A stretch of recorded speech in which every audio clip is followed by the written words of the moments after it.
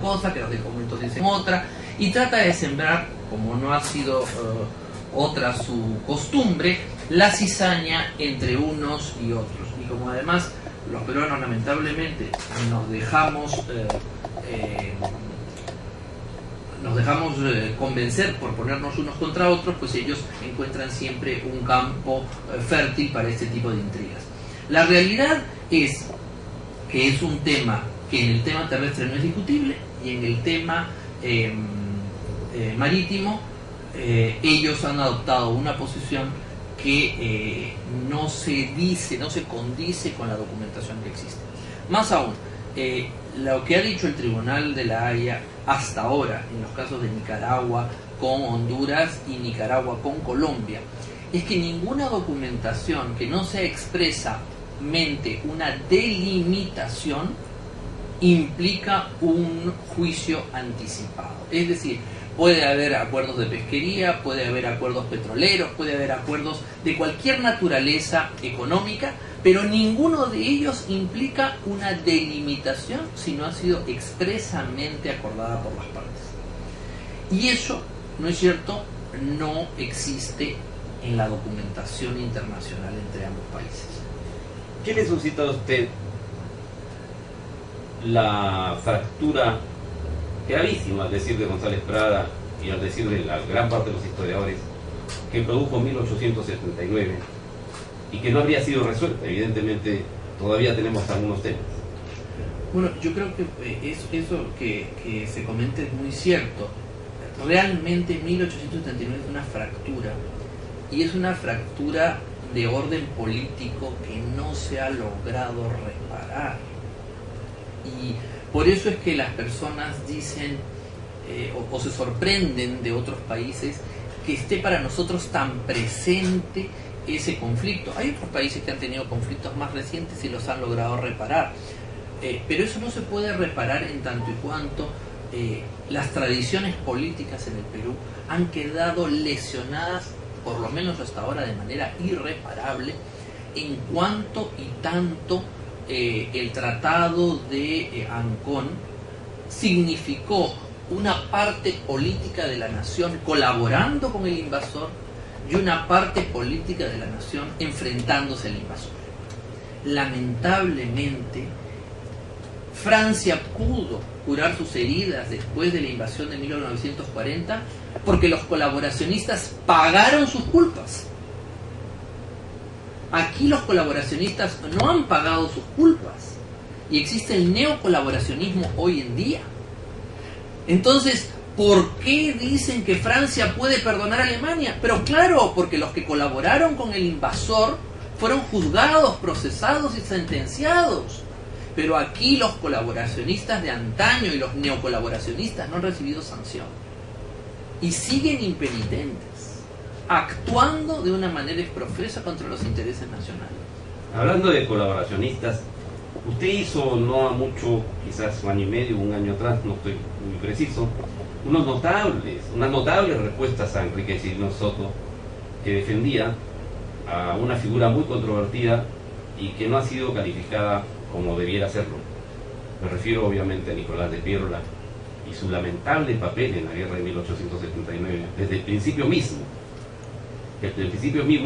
en que esta conflagración estalla contra Prado y contra el país. Pero usted tuvo una línea de exposición que nos gustaría mucho, para ilustración de nuestro público, referir como respuesta contundente a don Enrique Chirino, que en paz descanse.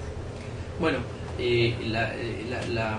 la polémica fue precisamente con su hermano, con Francisco, porque había fallecido ya Enrique Chirino, pero Enrique Chirino se hubiera sostenido la misma posición a favor de Miguel Iglesias y Piérola, que siguen siendo personajes muy favorecidos por un sector de la opinión histórica y de la opinión política, cuando en el fondo es claro que Miguel Iglesias firmó un tratado lesivo para el país y se quiere vender y se quiere decir que alguien tenía que hacer eso, que él se sacrificó. Esa es una forma muy conveniente, porque cuando una parte de la nación quiere seguir combatiendo, la parte que no lo quiere seguir haciendo, la parte que quiere entregarse a la paz, lo que está haciendo es darle munición al adversario contra la parte sana que quiere seguir combatiendo. Bajo esa estructura, Vietnam jamás hubiera derrotado a los Estados Unidos. Lo que logró el gobierno de Vietnam es que hubiera un consenso y que aquellos que no estuviesen a favor de seguir combatiendo, que se vayan. Pero no pueden ponerse del lado del adversario para neutralizar la parte sana de la nación que quiere resistir y que quiere liberar al país del invasor. Eso es lo que hizo Miguel Iglesias. Miguel Iglesias vino a capitular y a poner a sus hombres a órdenes de tropas chilenas. Eso no puede ser defendido por nadie. Eso no puede ser sostenido. Eso es terrible. Y hay cartas de Cáceres que demuestran lo que es el combate y la resistencia. Entonces, peruanos que se ponen a disparar contra peruanos para que no sigan peleando. Eso yo no entiendo. O sea, hay que dispararle al que quiere liberar a su casa, al que quiere... Imagínese usted en una familia lo que pasa cuando vienen, se meten invasores y una parte de la familia, para que ya no siga habiendo pleitos, se pone al lado de los invasores para que no la liberen los otros miembros de la familia. Bueno, eso es lo que hicieron. Esa es una situación de gravedad espantosa. Esas cuentas no han quedado saldadas. Y lamentablemente el que no se haya saldado eso y que hayan quedado impenitentes, triunfantes, rampantes, sectores que genealógicamente y por tradición política pertenecen a esas tendencias, es por lo cual está vivo el conflicto hoy en día. Y se quiere decir a nosotros que bueno, que hay que pensar en el futuro. No se puede pensar en el futuro si no se sancionan ni saldan las cuentas del pasado. Esa es una cuenta nacional, no es una cuenta internacional.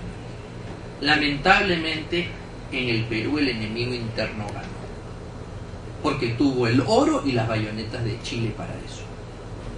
Y además en el protocolo complementario, cuando se firma la malhadada Tratado de Ancón, hay un protocolo que sanciona que del erario nacional se sustituirán los datos que robe la mantención del ejército chileno, y etcétera, y se cruzará la pérdida definitiva de Tarapacá. Porque en el fondo el ejército de Chile, después del Tratado de Ancón, es un ejército mercenario al servicio de Iglesias. Pues sí, pues sí. Eso es objetivo. ¿Para combatir a quién? A Cáceres y a los indios que están bajando de la sierra.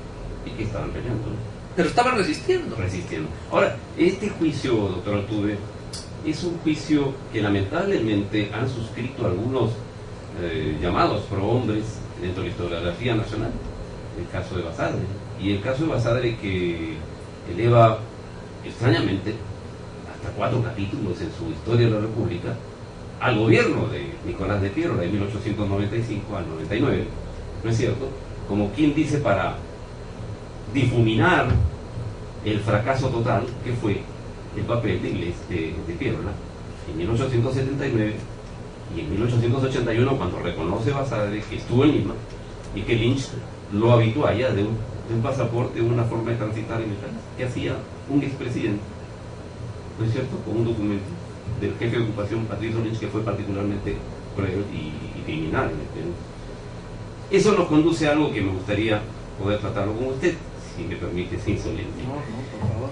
Se ha hablado mucho de que el Perú es un país de memoria frágil, pero todos los gobiernos se han encargado de que una generación olvide lo que hizo la otra, y se ha encargado además de darnos una versión de la historia que solamente ha privilegiado genealogías, familiaridades, amistades, historias rosas y heroísmo que nunca existieron, algunos de ellos, y las calles y las plazas y los parques y las avenidas llevando nombres de quienes de repente, si fuéramos más estrictos, no debieran tenerlos. ¿Es el Perú un país con un espíritu de memoria muy frágil?